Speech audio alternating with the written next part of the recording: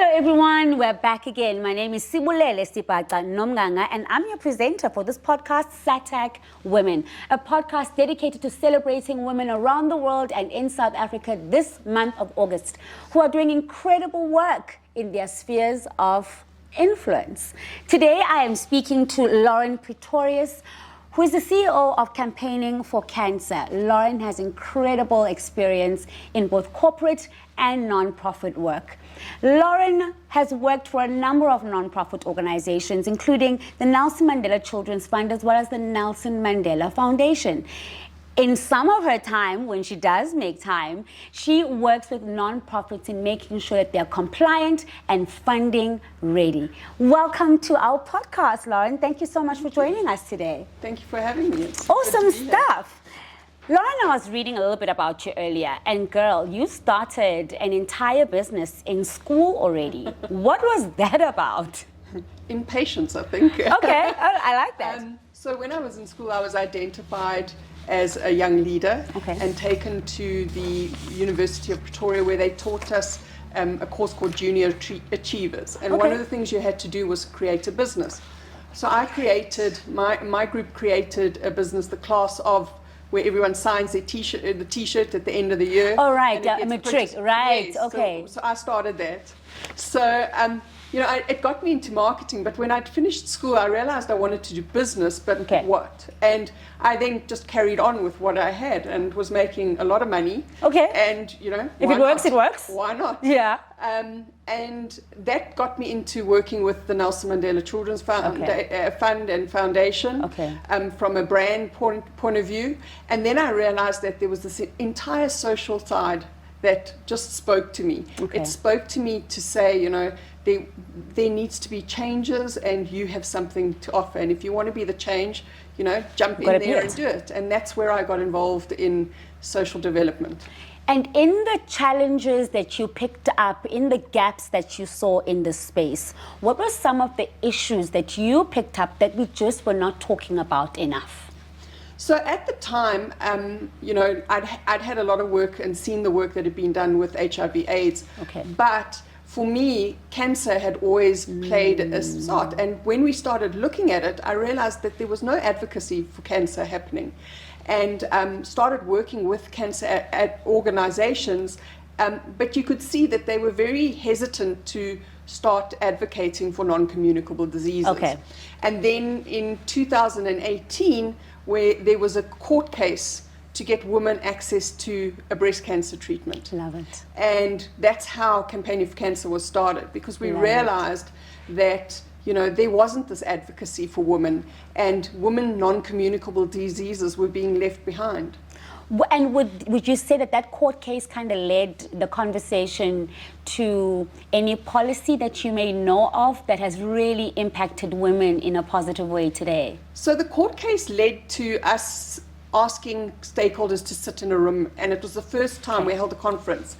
It was the first time it was held by 3 women, came together, did it, and we asked all the stakeholders to sit down in a conference and say, what are the problems faced by patients with cancer in South Africa? And from that, we were able to see some of the gaps in some of the projects. And I'm very glad to say that through also capacitating those other cancer NGOs, we've now got a huge advocacy drive when it comes to it. And we've seen amazing, in the last 15 years, we've seen a national cancer strategic framework, which there wasn't. We've seen a breast cancer policy, a cervical cancer policy. They're currently developing the prostate cancer policy, as well as a childhood cancer policy. So there's a lot of work that's being done at a policy level, because when we started in 2008, there were no policies when it came to cancer in South Africa. But as we work now, we're realizing that having a policy is one thing, but now our advocacy starts on implementing those policies and getting what's in those policies to make differences in women and patients' lives. Yeah, and I think we can have a conversation about how we are amazing writers in this country on policies, right? But I think where the gap is still missing is really about the implementation, as you say. What are some of the conversations you think that in various communities that you are working with day to day, are still a little bit taboo, and it's topics and subjects we should be talking about more openly? So I think in South Africa there is generally a lot of stigmatization around cancer and cancer patients, particularly women with cancer, female-linked cancers, breast cancer, cervical cancer, ovarian cancer. Yeah. And it has a lot to do with our cultures as a country on why that pressure is put on those women and they experience that stigmatization. So I think that's something that we need to look at, is those are the conversations we need to have when it comes to female cancers. Okay. When it comes to non-communicable diseases, we've started the conversation, but the conversation isn't leading to action insofar as non-communicable diseases are the next pandemic. Yeah. And we as a country, our strategy, we might have the papers, but we're not implementing non-communicable disease and cancer healthcare to our patients. There are patients dying in this country without treatment. Are we pandemic ready? For non-communicable diseases? No. And I think that's the scary part for me. And that leads to my next question around what are some of the topics that are just not receiving enough attention in your area of work that we should be paying attention to? You've already spoken about non-communicable diseases, but anything else on the ground that you are seeing daily that you're just like, we ought to be talking about this, and we are not?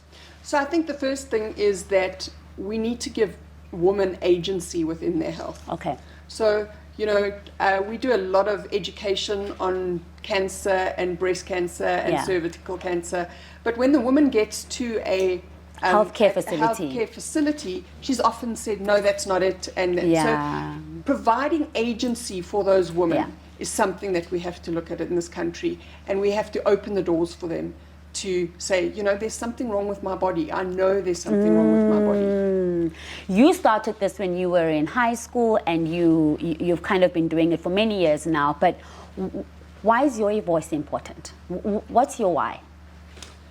So I think for me, it started early. Someone once asked me, why are you so passionate about cancer? Right. And I'd been doing campaigning for cancer for probably 5-6 years, and I couldn't tell you. I just had this draw to it. And someone once asked me the question, and it was quite a emotive question, because in my mind, I realized that when I was 4 years old, my best friend's mother died of cancer.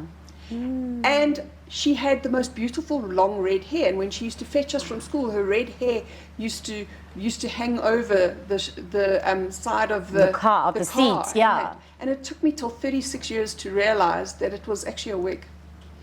And that was such a moment, like an aha moment to me, because cancer was the first experience of death that I had and loss.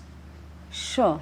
And I think, for me, that why is understanding that the why is we don't realize the impact that a cancer journey has on people. Sure. And it's not just the patient, it's the people around that patient.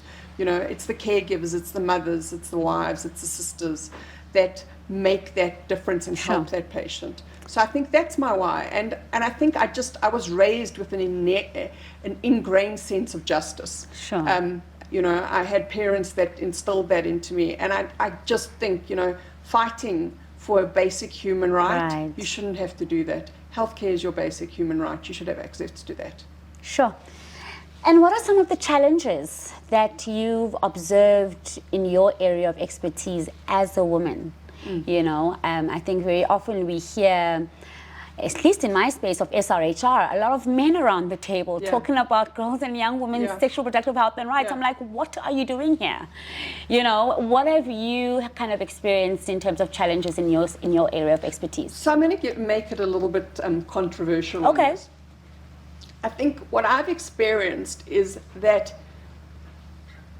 people are willing to listen to me because I have blonde hair and blue eyes. Okay. And people are willing to, it's a safe space for them. And I'm talking from an international point of view. Okay.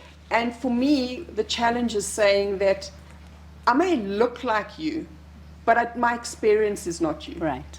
My experience is innately, I come from a country where there is not privilege, and I have ingrained privilege, but there is not privilege. And I have to, if you're willing to listen to me, then I'm going to tell you that story, and I'm going to fight for that story. Right. Because if you're not willing to listen to someone who doesn't look like me from my country, then listen to me. Right. So I think that's one of the things, the challenges is bringing that privilege. You know, my privilege makes it better.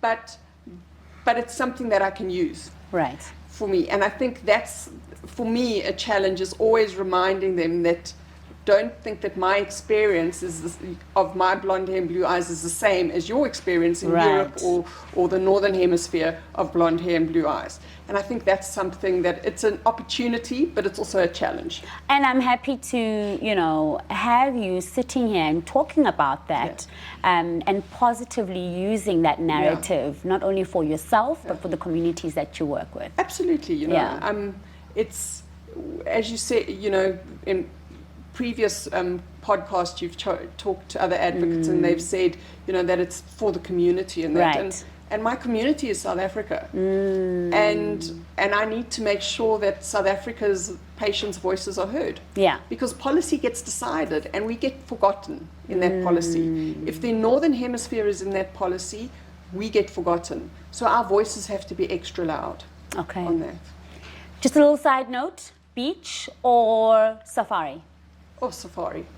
All right. With this white skin, you don't do the beach. All right, Lauren, thank you so much for spending some time with us this afternoon. Thank you so much. That was Lauren. She's a safari girl. Even though she's blue-eyed with blonde hair, she's making sure that it is all for the good of her community. Thank you so much for joining us today at SAHTAC Women Podcast this August, and we look forward to seeing you next time. Cheers.